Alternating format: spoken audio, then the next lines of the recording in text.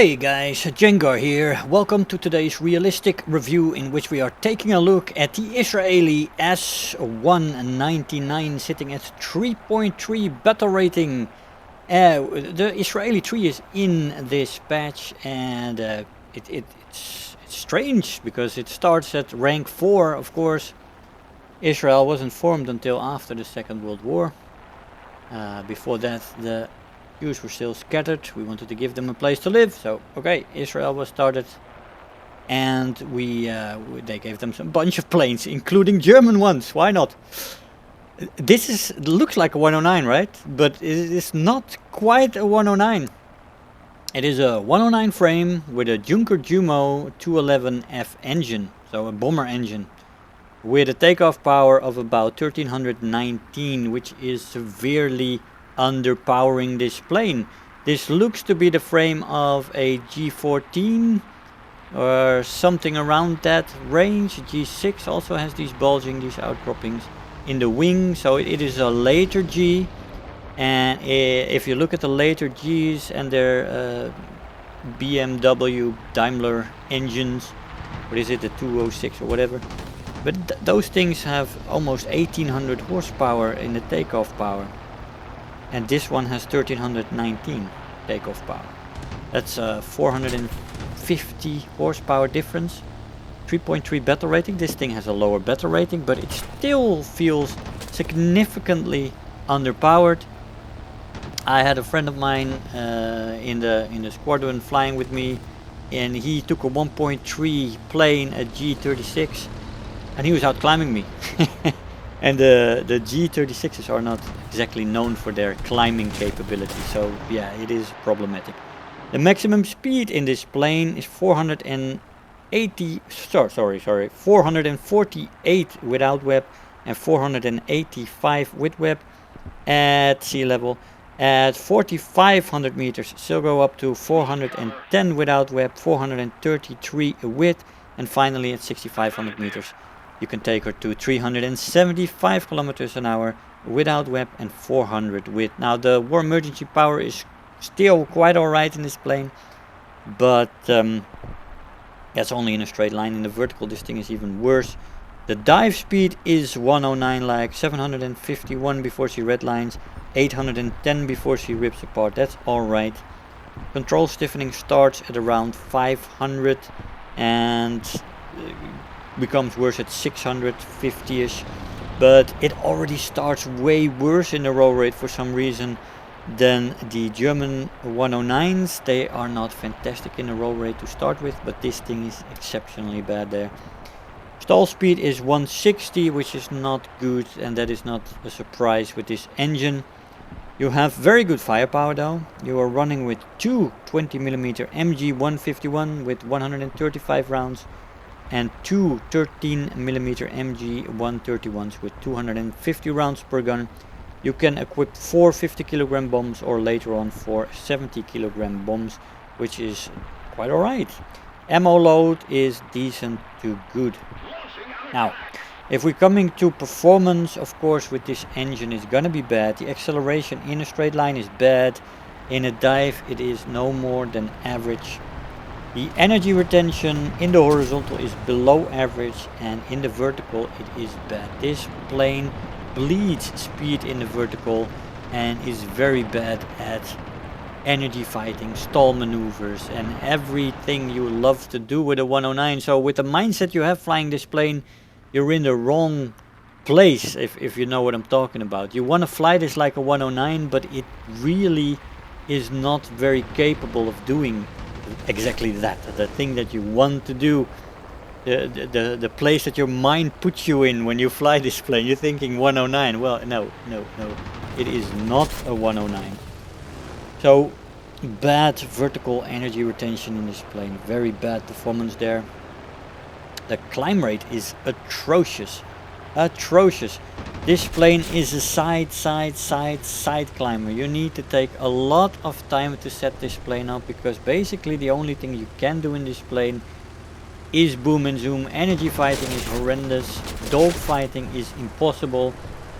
This plane and even boom and zooming is terrible because the zoom climb is not gonna be great, it's not gonna be long, and you're not gonna retain the altitude that you had before the boom. This is difficult with this plane, it's difficult with this engine. Turn time in the plane is bad, below average with flaps. The flaps rip off around 550 kilometers an hour. Well, that's alright. But it doesn't really help with the turn time. It is worse than most of the other, all of the other 109s, except maybe the B1, which sits at 1.3 battle rating. It was painful. I was suffering. This is a struggle bus. Maneuverable, roll rate is bad, and the overall maneuverability is also bad. So you cannot find it in maneuverability. You cannot find it in rolling dogfights. Rolling rolling scissoring is problematic. Turn fighting is problematic. It can't energy fight for the life of it. And besides all these problems, the overheating in this plane is atrocious. Oh, by the way. And then I did get a good match in this plane. I was already on 3 kills before I realized I was not recording. But in this match everything came together. But I recorded the second half of this match. But you gotta think like the initial confrontation happened. I already killed 3 planes, 1 up high, 2 at lower altitudes. And we're now alone against 3 other planes, I believe. I think that's the scenario. So, okay, we're gonna try to clutch this and carry this game. So the overheating, what I was talking about. I mean, all these problems in this plane, and you have atrocious overheating in this plane. I mean, seriously, you barely get off the airfield, like 5-10 seconds of whipping is enough to get into the amber. 15 seconds is enough for actual overheating the engine. 15 to 20. Let me give you a window there. It might last just slightly longer than I'm remembering, but it was absolutely horrendous overheating. You constantly had to manage the engine. Absolutely terrible. Durability in the plane is good. It can take a hit or two. It's a 109 frame. It's alright. It's small, and you can definitely get hit badly, but it's alright. Repair cost in this plane sits at 4,876 Silver Lions, which is on the higher side. Is not one of the worst out there at 3.3 battle rating, but it definitely is not a low repair cost. It's a high repair cost on the high side. Yeah. So what can this plane do? How should we fly this plane? You should side climb in this plane and try to boom and zoom. It has good guns and it has decent top speed in a dive, especially at 3.3 battle rating. And that's basically the only thing you can do in this plane. This plane is just severely underpowered. It is not a 109. It looks like one, but it is actually maybe a B1 in the frame of a G. And the B1 109 sits at 1.3 battle rating. That's where we want this plane. Well, no, I'm exaggerating. It has 151s. It has extremely good firepower, so you can take head-ons in this plane. But man, is this a painful experience. It is. I think it should be quite a bit lower. Maybe 2.7, 3.0 for sure. Immediately put it down to 3.0, but even there, it's gonna be a terrible plane to compete with in any kind of energy fighting or boom and zooming or turn fighting. It can't take on anybody. You get yourself into trouble. It is completely unforgiving. It can't do much except use its guns and come from above. But then to retain the position, to retain the boom and zoom position, reset yourself is very difficult with this engine. And I cannot recommend this plane. It was not fun, even if we manage to get a 6 kill game here. which did not become a clutch, I believe, if I remember correctly, because we lose the match because the game doesn't end immediately, right? When you it doesn't start ticking down immediately anymore. They changed something in there, so it takes, I'm not exactly sure how long it takes, maybe a minute and a half, or 2 minutes, but that gave the timer time to tick down to nothing, unfortunately. But yeah, so it is possible to clutch a game in this thing if you're lucky and everything goes right, but this plane is severely lacking at 3.3 battle rating. So we get him there. As you see, our tickets are not very favorable, and the timer is close to running out, so unfortunate things happen. Another one of those Gaijin changes that I don't understand for the life of me. You manage to turn around the match like this, and then you don't get the rewards for it.